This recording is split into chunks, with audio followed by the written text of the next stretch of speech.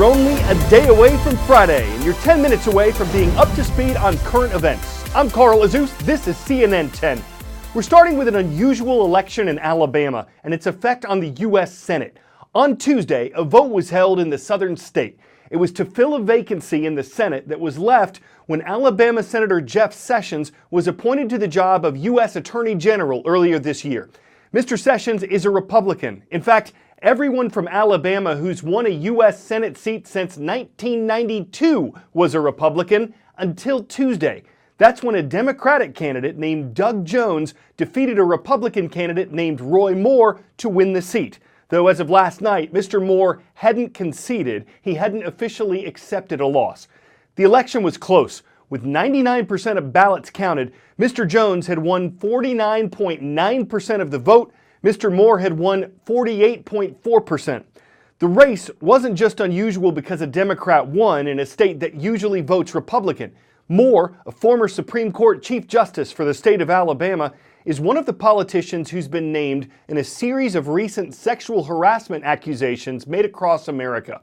Judge Moore was accused of behaving inappropriately in the past toward women who were underaged. The candidate repeatedly denied all the allegations and questioned the timing and details about them. But despite that, and an endorsement that Moore received relatively late in the race from Republican U.S. President Donald Trump, Jones emerged victorious on Tuesday night. The former federal prosecutor said he was overwhelmed by the victory and that his campaign had been about making sure that everyone in Alabama is going to get a fair shake in life. Senator-elect Jones will serve out the remainder of former Senator Jeff Sessions' term, but it won't begin immediately. Take a look at these numbers. These are the ones that really matter. Republicans came into this election with 52 seats under their control in the U.S. Senate. Democrats and their allies had 48, and the new numbers will be 51 and 49. It may not look like much, but that is a world of difference. That's why President Trump so wanted Roy Moore to win and not Doug Jones, because with that one shift of a vote, it becomes significantly harder for the Republicans to pass any of his legislation on border control, budgets, entitlements. In fact, if you even talk about this giant tax reform package they're working on, if Doug Jones is seated before the final vote on this, a single Republican defection could burn it to the ground. So what are the odds of that happening? Well, we have to look at the calendar. The Secretary of State in Alabama has to certify the vote result before Jones can take the oath. That will probably happen down in here around 27th, 28th, 29th, which means Jones probably gets sworn in early next year, January. But what the Republicans are trying to do is get this tax plan fully approved, finished by the 22nd. So if nothing else changes, and Democrats can do nothing to speed up this calendar, they have no power over that, the two will not come together in all likelihood, and Doug Jones will not be able to derail the Republicans' last big stab at some kind of big legislation this year before the numbers change and maybe the whole equation changes with it. 10-second trivia. What are Ether, Dash, and Monero? Are they all Pokemon, cryptocurrencies, Thundercats, or investment banks? These are examples of 3 cryptocurrencies, a type of digital money like Bitcoin.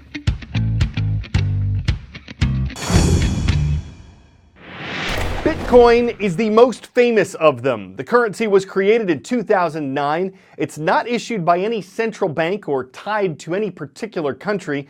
Bitcoin can be saved or used to buy merchandise anonymously, and the price has soared recently. The value of a single Bitcoin is currently more than $17,000. But getting one is the tricky part. You can just buy the currency online, but Bitcoin units are generated through a process called mining, when computers solve complex math puzzles to create them. Given their value and the increasing number of computers trying to solve those puzzles, this takes a tremendous amount of computing power and electricity. And one place that just may be perfect for a Bitcoin mining computer warehouse is an island nation between Norway and Greenland.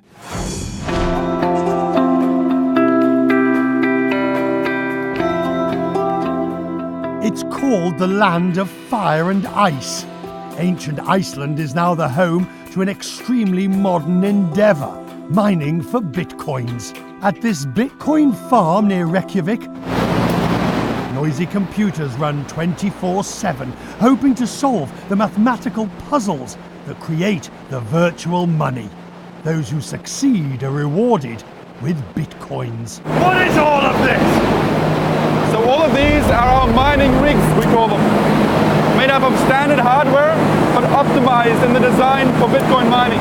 It takes this number of computers to stand a realistic chance of mining bitcoins and winning the blockchain battle. Since January, Bitcoin's value soared some 450%.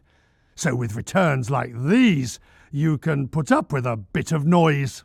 Why is it so noisy? It's the fans on the top. These fans are strong fans.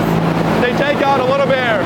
There is one overriding reason why these Bitcoin mines are here in Iceland. Plentiful, cheap electricity.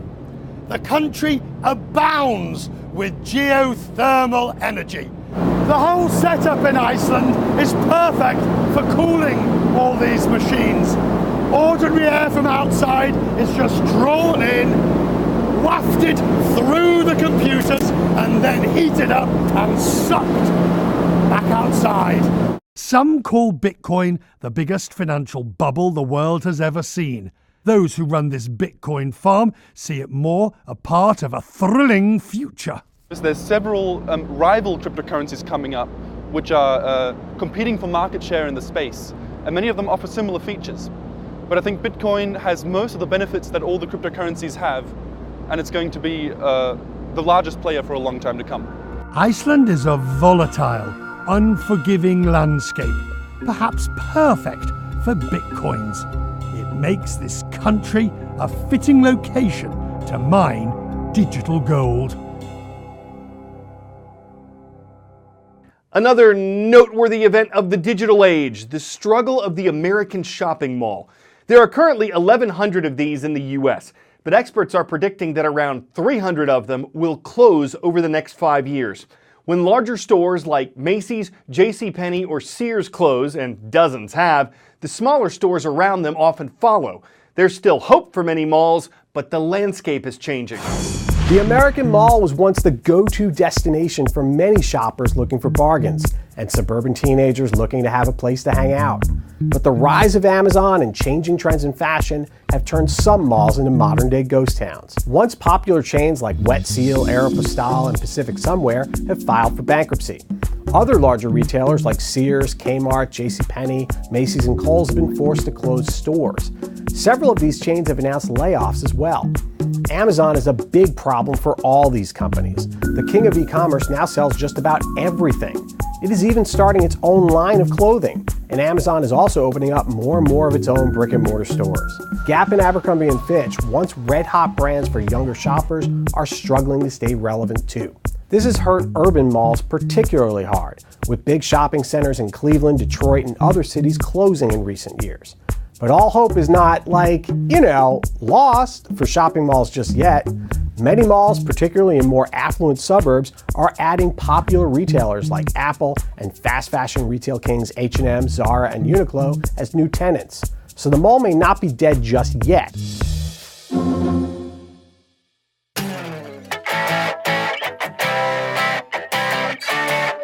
When the snow starts a-fallin', you've probably seen toddlers riding on sleds with their parents. This is one girl who started snowboarding solo before she reached her first birthday. Now, if she looks natural and unafraid, she's been in training. Her parents bought her a tiny snowboard when she was a baby, and they taught her how to stand on it while pulling her around the living room. This is her first time snowboarding on an actual bunny slope.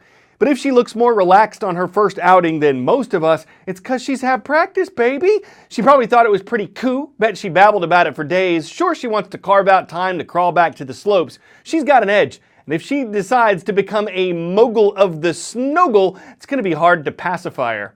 CNN 10 is back tomorrow.